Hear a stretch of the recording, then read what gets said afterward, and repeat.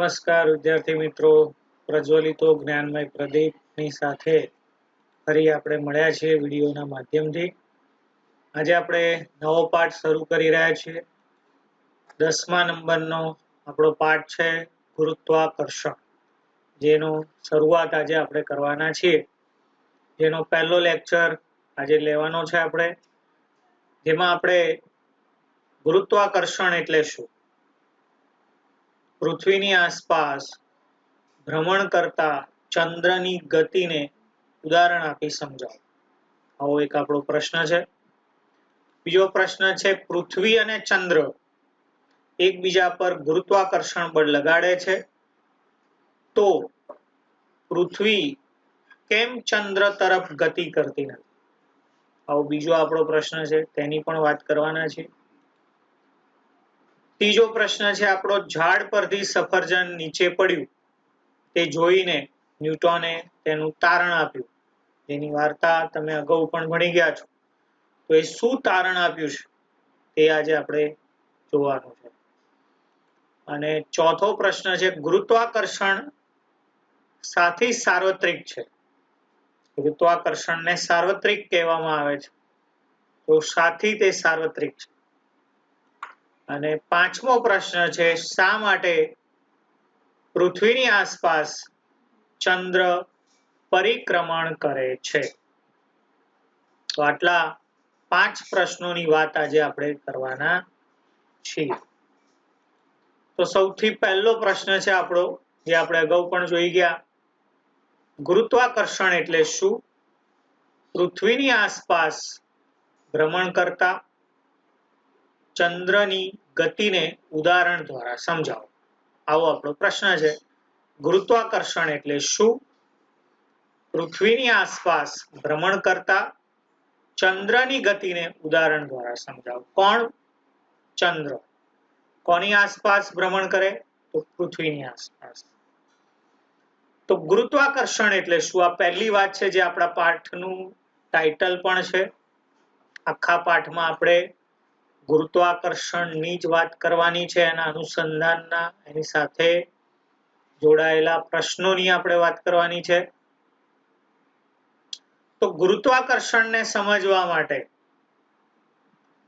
વિશ્વનો પ્રત્યેક પદાર્થ, એટલે વિશ્વના બધા જ પદાર્થ એ બીજા પદાર્થને પોતાની તરફ આકર્ષે છે। એનો મતલબ કે વિશ્વના બધા જ પદાર્થો એકબીજાને આકર્ષે છે, અને આ જે આકર્ષણ છે પદાર્થો વચ્ચેના, આ આકર્ષવાના ગુણધર્મને ગુરુત્વાકર્ષણ કહે છે। વિશ્વનો પ્રત્યેક પદાર્થ બીજા પદાર્થને પોતાની તરફ આકર્ષે છે, આ આકર્ષવાના ગુણધર્મને ગુરુત્વાકર્ષણ કહે છે। આ એની વ્યાખ્યા છે, યાદ રાખજો ફરીથી એકવાર। વિશ્વનો પ્રત્યેક પદાર્થ બીજા પદાર્થને પોતાની તરફ આકર્ષે છે, એટલે એકબીજાને આકર્ષે છે। પદાર્થો વચ્ચેના આ જે આકર્ષણ છે, આકર્ષવાના જે ગુણધર્મ છે, તે ગુણધર્મને ગુરુત્વાકર્ષણ કહે છે। અહીંયા આપણે પર્ટિક્યુલર પૃથ્વી અને ચંદ્ર વચ્ચેની વાત લેવાની છે, તે સમજવાની છે। પૃથ્વી અને ચંદ્ર વચ્ચે પણ આકર્ષણ છે, કારણ કે વિશ્વનો પ્રત્યેક પદાર્થ આપણે કીધો છે, એટલે એમાં પૃથ્વી પણ આવી ગઈ અને આકાશ પણ આવી ગયું। અવકાશની અંદર રહેલી જે પૃથ્વી છે, જે ચંદ્ર છે, એ બંને એકબીજા તરફ આકર્ષે છે, અને એમની વચ્ચે પણ ગુરુત્વાકર્ષણ છે। આ જે આકર્ષણ બળ છે, જેને આપણે ગુરુત્વાકર્ષણ કહીએ છીએ। તો શા માટે પૃથ્વીની આસપાસ ભ્રમણ કરતા ચંદ્રની ગતિને સમજવા માટે આપણે દોરીના એક છેડે પથ્થર બાંધીને બીજા છેડેથી તેને વર્તુળાકાર માર્ગે ઘુમાવીએ, જે આકૃતિ આપણે અહીંયા બતાવી છે, તેનાથી આપણે તે ભ્રમણની ગતિ, જે આપણો પ્રશ્ન છે કે પૃથ્વીની આસપાસ ભ્રમણ કરતા ચંદ્રની ગતિને ઉદાહરણ દ્વારા આપણે સમજવાની છે. એ ઉદાહરણ માટે આપણે એક આ રીતની આકૃતિ જે બતાવી છે એ પ્રકારે આપણે તે સમજવાનું છે.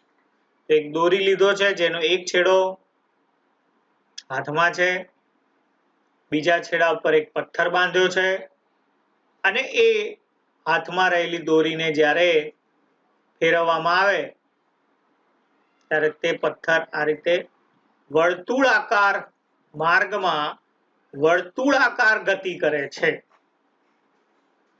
પથ્થરને એક નિશ્ચિત ઝડપે ચોક્કસ ઝડપે વર્તુળાકાર ગતિ કરે છે અને દરેક બિંદુ પાસે તેની દિશા બદલાય છે.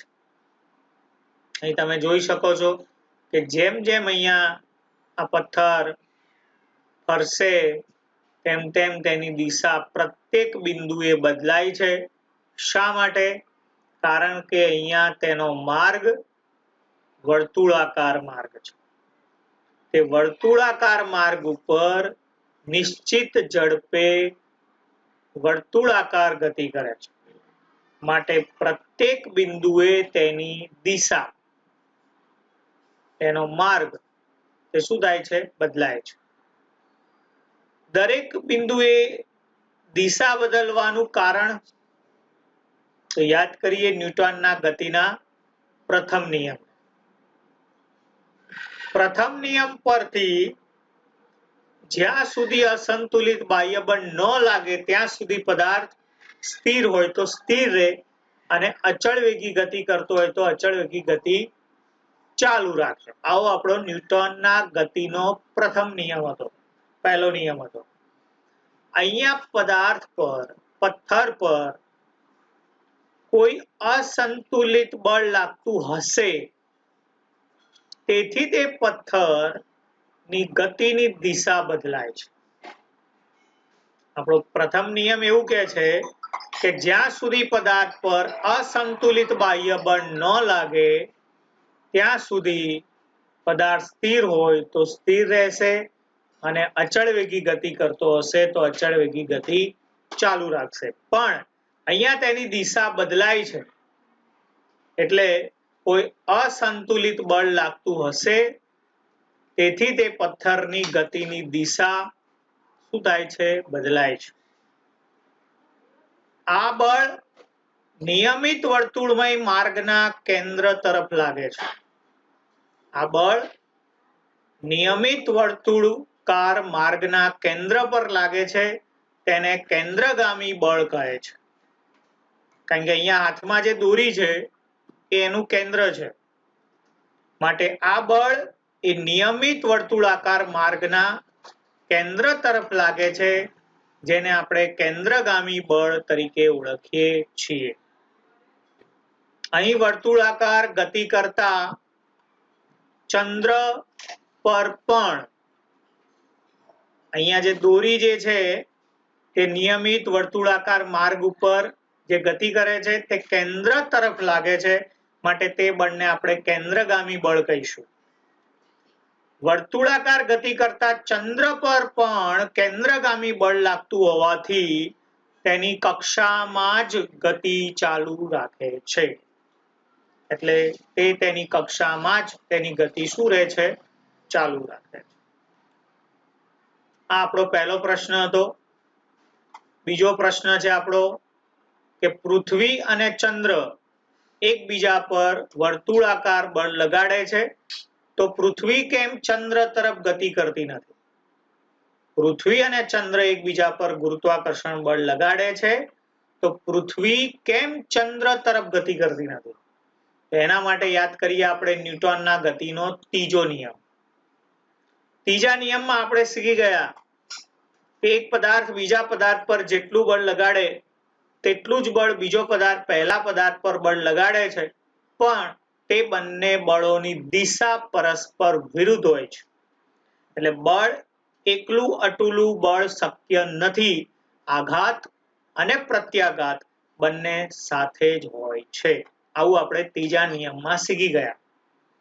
તો પૃથ્વી ચંદ્ર પર આકર્ષણ બળ લગાડે છે ત્યારે ચંદ્ર પણ પૃથ્વી પર આકર્ષણ બળ લગાડે છે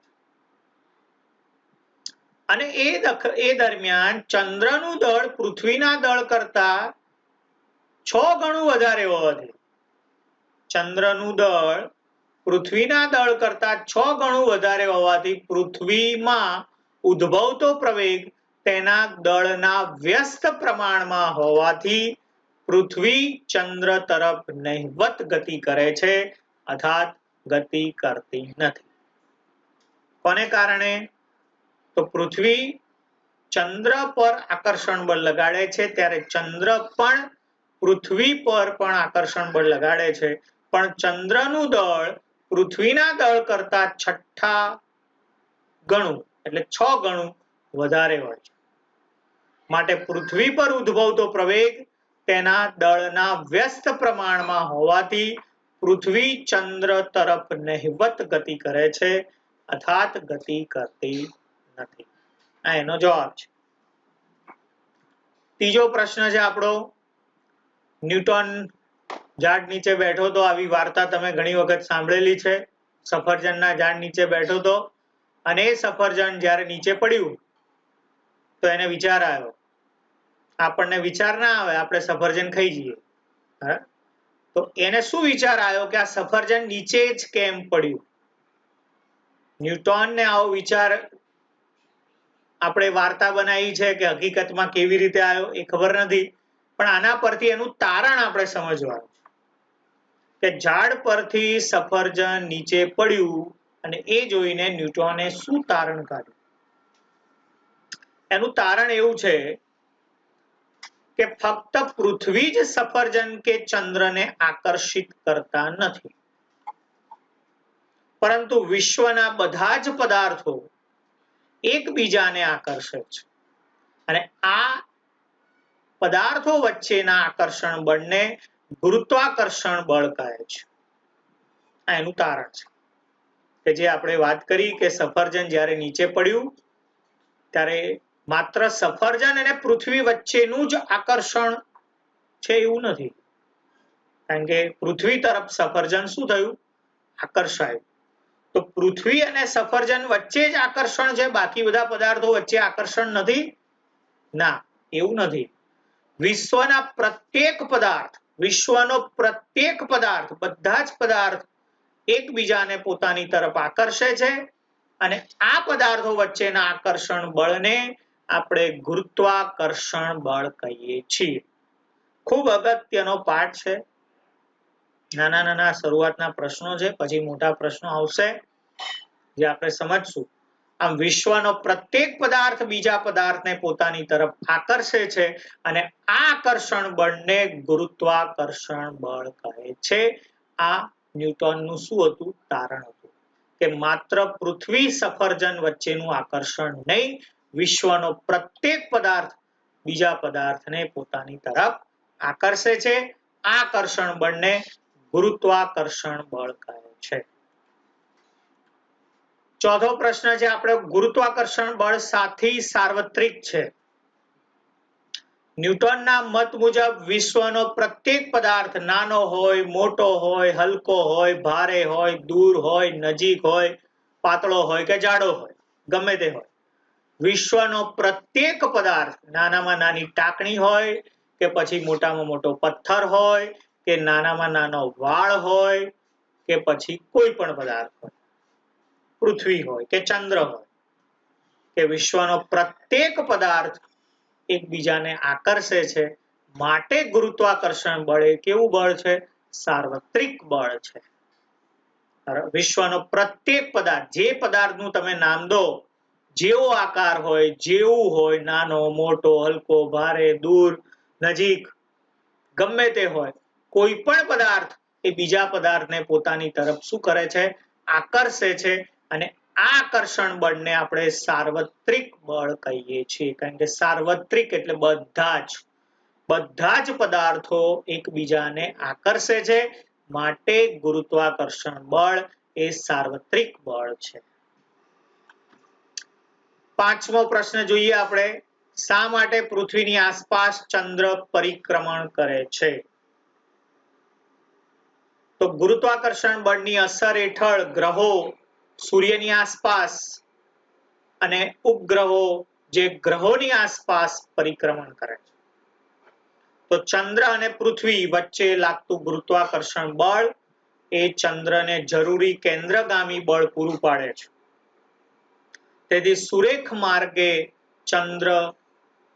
માર્ગે ગતિ કરતો ચંદ્ર તેના ગતિ માર્ગના દરેક બિંદુએ પૃથ્વી તરફ આકર્ષે છે, જેની વાત આપણે અગાઉ કરી. જેથી ચંદ્ર પૃથ્વીની આસપાસ શું કરે છે? પરિક્રમણ કરે છે. આપણે શીખી ગયા છીએ કે ગ્રહો સૂર્યની આજુબાજુ, ઉપગ્રહો એ ગ્રહોની આસપાસ, તો પૃથ્વી આપણો ગ્રહ છે, ચંદ્ર આપણો ઉપગ્રહ છે, અને એમની વચ્ચે ગુરુત્વાકર્ષણ બળ લાગે છે. ચંદ્રને જરૂરી કેન્દ્રગામી બળ પૂરું પાડે છે, જેથી સુરેખ માર્ગે ગતિ કરતો ચંદ્ર તેના ગતિ માર્ગના દરેક બિંદુએ પૃથ્વી પર આકર્ષણ છે. તેથી ચંદ્ર પૃથ્વીની આસપાસ પરિક્રમણ કરે છે. આ તો 5મો પ્રશ્ન. વિદ્યાર્થી મિત્રો, આજે આપણે 5 પ્રશ્નો જોયા જે નાના નાના હતા. આના પછીનો જે પ્રશ્ન છે આપણો મોટો પ્રશ્ન છે, માટે આજના પીરિયડમાં આપણે આટલે સુધી જ રાખીએ છીએ. આ જે પણ પ્રશ્નો ચાલ્યા છે એક વખત લખવાના છે, 3 થી 4 વખત વાંચવાના છે. નેક્સ્ટ લેક્ચરમાં આપણો મેઇન પ્રશ્ન છે, મોટો પ્રશ્ન છે, જે આપણે અભ્યાસ કરવાના છીએ. તો તે આપણે સમજશું, એનો અભ્યાસ કરશું. ત્યાં સુધી નાસ્તિ વિદ્યા સમોબંધુ, નાસ્તિ વિદ્યા સમસુવત, નાસ્તિ વિદ્યા સમવિત્તમ, નાસ્તિ વિદ્યા સમસુખમ.